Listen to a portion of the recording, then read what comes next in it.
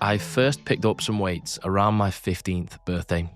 This summer I'll turn 35, meaning that'll be a full 20 years ago. That's over half my life spent lifting. I started for a simple reason. I was 15 and in the copy whatever your older brother does phase of life.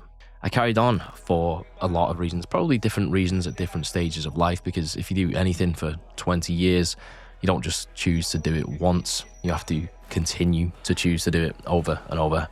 Anyway, I don't want to get dramatic about it. It's just something that I happened to do for a long time, and it doesn't necessarily make me an authority on training, but I do think the experience gives me some insights worth sharing. So if you're in your first few years of lifting, I want to talk to you today as if I am your future self after 20 years of sticking to it, because there's some stuff you'd probably want to know and some stuff you might find useful. This is just some advice and observations from 20 years of lifting weights.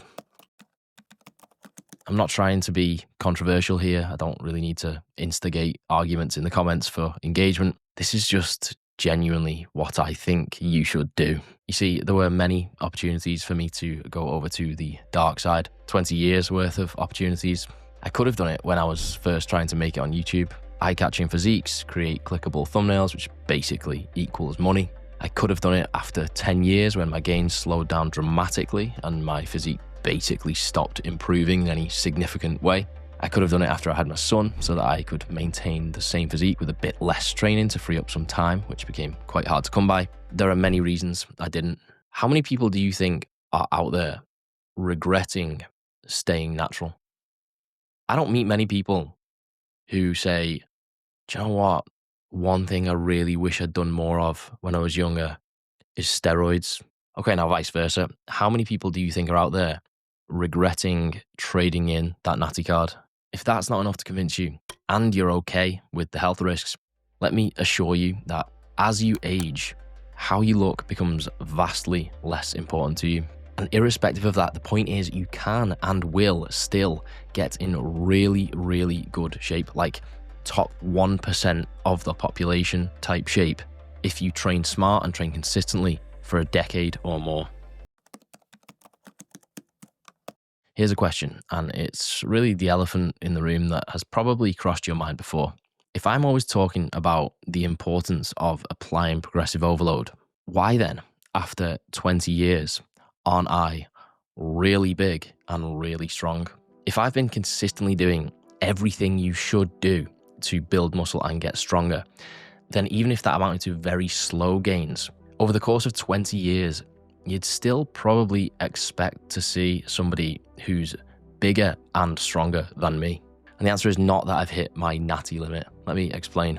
At first, and for a while, you can pretty much just make progress across the board, build muscle everywhere and get stronger in all of your lifts simultaneously. But eventually, most people will get to a point where that kind of progress can't be maintained.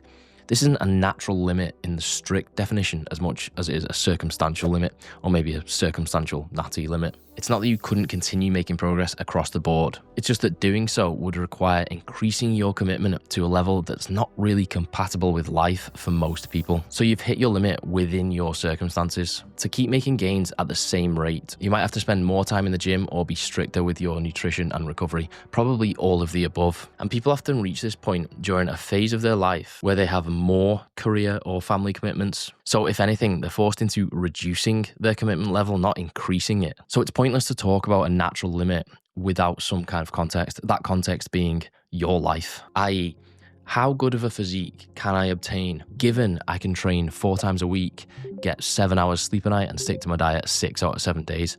That's the real question. What is my natural limit if I lived in a lab and my sole purpose was to build as much muscle as possible?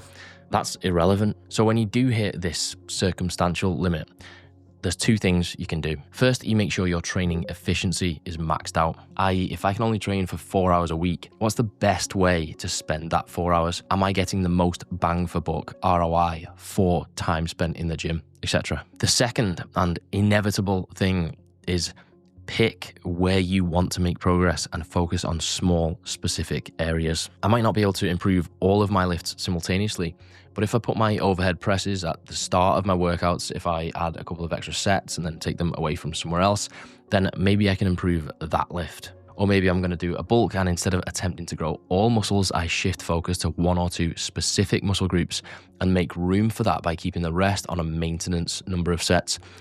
This might sound a bit pessimistic, but if it was possible to keep making gains everywhere, forever, there'd be a lot more people walking around a lot more jacked. The core point I want to make here is that the basics, even in the context of a suboptimal routine, repeated over a long time, will still get you most of the way to your circumstantial natty limit. Eventually, you will have to think about that training efficiency that I mentioned, but given enough time, you'd get 95% of the way there without ever really going full optimal. Let me explain this way. When I started lifting, basically everyone who lifted weights, including me, did what's known as a body part split. That means you'd train chest one day, you'd train back another day, you'd train shoulders another day. Each muscle or muscle group would have a dedicated workout. We know this to be categorically suboptimal because it violates some fairly fundamental training rules. It has the trainee doing so many sets on a single muscle in a single workout that a lot of those sets become essentially worthless.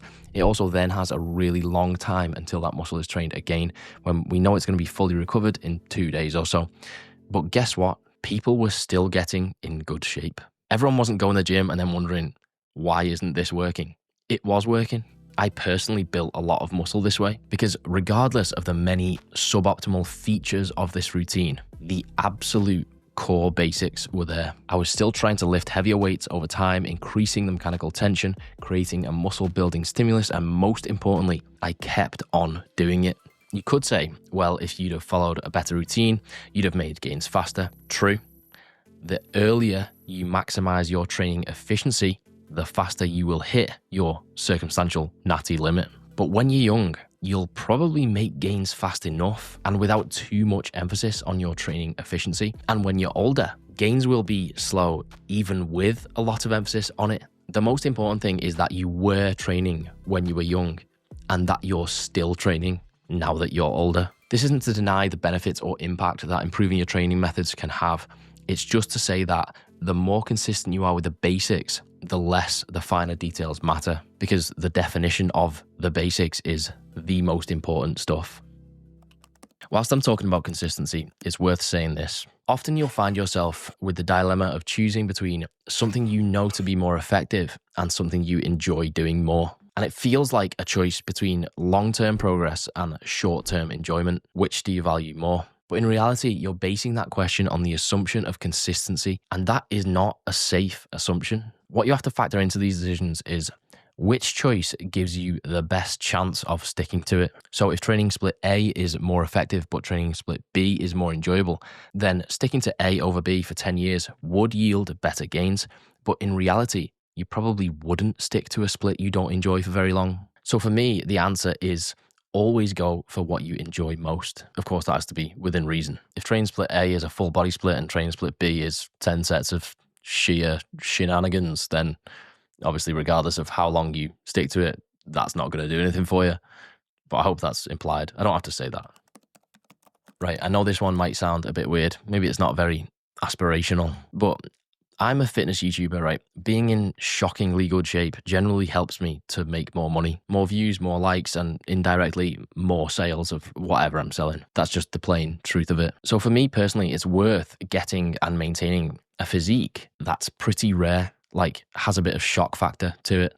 Outside of that in my life, there was no real benefit to developing my physique quite to this point. And I think for most people whose income isn't linked to their physique, the benefits of getting in better shape pretty much plateau once you're just in good shape. That's all most people really recognize. People want athletic looking bodies for different reasons, right? To be more attractive, to feel more confident on the beach, whatever.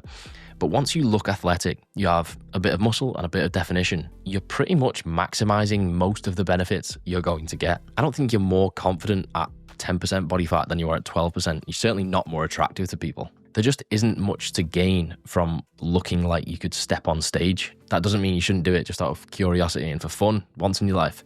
But other than that, there isn't really much to gain, and there is a lot to lose, right? Your valuable time. Because of the diminished returns, each extra move up the percentiles, right, in terms of level of physique, the greater and greater commitment, the bigger drain it's going to be on your life. That's time you could spend doing other stuff. Really, my point rests on two facts. One, when it comes to weight training, returns are severely diminishing. Two, maintaining a physique once you have it is actually quite easy. That means at some point, building more muscle or getting in better shape stops being worth it. And you can decide where that point is, of course. But there are two bits of good news here. The first is that most people don't even ever get in good shape or look remotely athletic or like they do anything other than cross the road when they're absolutely forced to. So you still set yourself apart quite dramatically just by doing that. The second is you can still do that and have time to do other stuff, maybe other physical pursuits or maybe something different entirely, because getting there is difficult. And once you are there, maintaining pretty easy. Okay, that's most of what I have to say for now. Yep, it is. Bye. Joey Lenny is my hero.